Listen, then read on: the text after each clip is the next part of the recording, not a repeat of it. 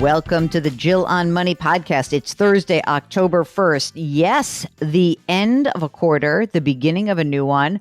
But today, instead of focusing on your investment part of your life, October 1st, I would like you to know that today is the first day that you can begin the process of applying for financial aid. I know you always look so forward to, no one looks forward to it. The free application for federal student aid, or FAFSA form, that is available. This is going to be a tricky year for everyone, right? Because the FAFSA form looks back to your 2019 returns, and you know that lots could have changed this year.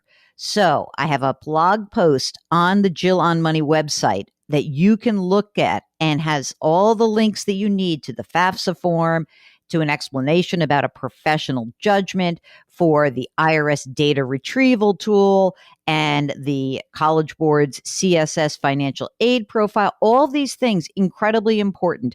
You know, not all aid works this way, but some dollars are released on a first come, first served basis. So get going, move on it. Anyone you know who is going to college or graduate school, start the process right now. Okay. Oh, this is excellent. Good timing, Mark, because let's get to your questions. If you have a financial question, just shoot us an email. Ask Jill at jillonmoney.com. This is from Aaron, who says, I'm a 26-year-old post-grad. I've been fortunate to have paid my college debt off. That's awesome. Got 50 grand in the bank. I have a 403B, and I contribute 10% with my company's pre-tax plan. Any advice on where to put my money? I want to be 50-50 conservative, yet I'm okay risking the rest. I don't have enough for Vanguard or some of the big investors. I have minimal expenses, which are likely to pick up in a few years. I would like to save for a home and family in the future. I'm in between where I don't have enough to contribute, but I can't let my money sit with minimal interest. Any guidance is appreciated. Well, I don't know why you say you don't have enough money for Vanguard. Of course you do.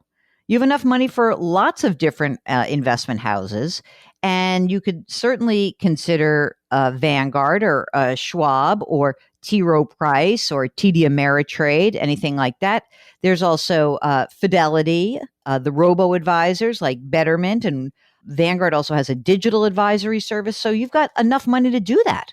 So I'm not sure why you say you don't. I think you do. Whatever money you think you're going to need for that emergency reserve fund has got to stay safe. And whatever money you think you might need within the next few years stays safe. Otherwise, get going and just put yourself in a balanced fund or use some sort of target date fund, or let the robo choose the investments for you. Okay, Aaron, good luck. Thank you so much for writing. Next up is Colin, who lives and works in Texas and says, I'm at a point where I'm trying to determine the next step in my financial journey. I recently got engaged and would like to begin investing for our future. Wow, so young. I graduated from college in May of 2019 with no debt and he got engaged? Whew. All right. Well, okay. I have a job helping with land acquisition, big home builder. My post-tax income ranges from $40,000 to $50,000 a year. I have a 401k with the company. It has about $3,500 in it. And I do the full 8% match, which they offer, meaning he puts in 8% because they match up to 8%. I have a savings account and it's built up with $16,500 I've accumulated over the last year. Roughly $10,000 of that is allocated for my emergency fund, which he says 3 to 6 months worth of expenses. Now, you guys, I really want 6 months at least. I really want 6 to 12 months. That's my editorial there for everybody who's listening. Okay, Colin says that he's looked into low-cost index funds that track the S&P 500. He's looked at Roth IRAs. He's struggling to pull the trigger on something given what's happened with the pandemic, the election. I want to get invested. All right, so next step. Here's how you do this. You are doing what you should be doing. I think that it's important that you keep enough money in that emergency reserve fund. As you said, I want there to be 6 months, not 3 months. And after that, you can do essentially what I just suggested to Aaron right before you, which is go to some no-load mutual fund house. You can either use an S&P 500 fund outside of a retirement plan, or you could use a Roth. I like the Roth. I think the Roth would be great for you. I think it's a great addition to what you should be doing. And I would do it in a tax efficient model like the Roth. Pay that tax now. You're in a low tax bracket. So I say a Roth. And again, you guys, when you hear me say this, here's the companies again. I just want to put this out there. These are the places where you can get low cost index funds, or you can probably get access to a target date fund, or you can get an actual a digital advisor or a digital platform for investing. So the companies that I really would think are sort of high up on your research should be for index funds. That would be Vanguard or Fidelity or Charles Schwab or TD Ameritrade or T. Rowe Price. For the robos, for the automatic investing platform, that would be Betterment. Vanguard has a digital advisor. Schwab has an intelligent portfolio, but has a pretty high minimum. So those are the kinds of places that I would recommend. Okay. All right. Who's up next? We've got Keith, who says, my wife and I currently have our simple and Roth IRAs and some other monies held by Morgan Stanley. I own the business that supports the simple. I've been thinking about looking for a new advisor and possibly just moving everything to Vanguard because of the low fees associated. Any thoughts? Keith in Buffalo. Yeah, I love low cost investing. This is the theme of the show. If Vanguard will have it, sometimes you have to have a bigger plan and they won't take the plan. But yeah, I would go with the cheapest possible option where they can help you do the paperwork and make sure that you just have some index funds and don't go crazy. All right. LC is our next questioner. LC writes, hi, Jill and Mark. I'm 64 and I've had a Roth IRA account in my name for years now. Unfortunately, my work almost totally disappeared due to the pandemic. I'm self-employed in the entertainment industry. At last count, there are 12 million of us that are without jobs right now. I normally make a full contribution to my Roth IRA, so $6,000 plus $1,000 catch up for being over 50. But I won't even show that much earned income for 2020. Thank heavens my spouse still has a job. She makes an adequate amount of earned income to cover the maximum yearly contribution for me if needed, and also has her own 403b retirement plan through her provider. We file a joint return. For 2020, can I contribute my full $7,000 from our combined income based on this scenario? I keep finding articles about spousal IRAs. Mine was never set up other than the regular individual Roth IRA.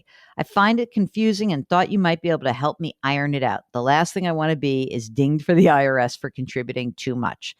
Okay, presuming that your spouse on that income, you qualify for the spousal contribution, go ahead and do it.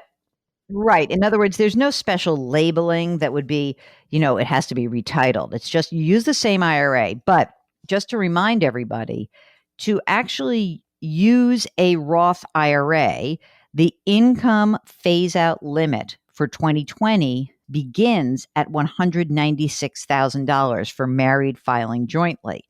And it phases out completely. If you make more than 206,000, you cannot use it. But if you guys earn less than that together, you should be able to make a spousal Roth IRA contribution. So that should be just fine. Just keep some notes on that. Just God forbid. Okay. And finally, for this Thursday, we have a note from Alan, who reads my column in the Chicago Tribune, who wants to know, is there any chance the required minimum distribution formula will increase or require more taxes? And is there any chance of a reduction in the tax-free feature of the Roth IRA? Listen, there's always a chance for anything.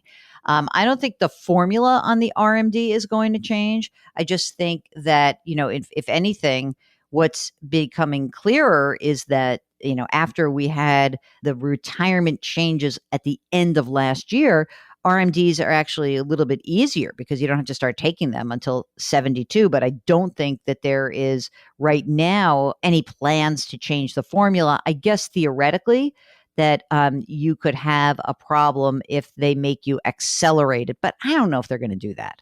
We already know that the beneficiary IRAs are accelerated in the time horizon, because if you're a non-spouse and you inherit an IRA, now you got to take all that money out within 10 years of the person's death, if the person dies after January of 2020.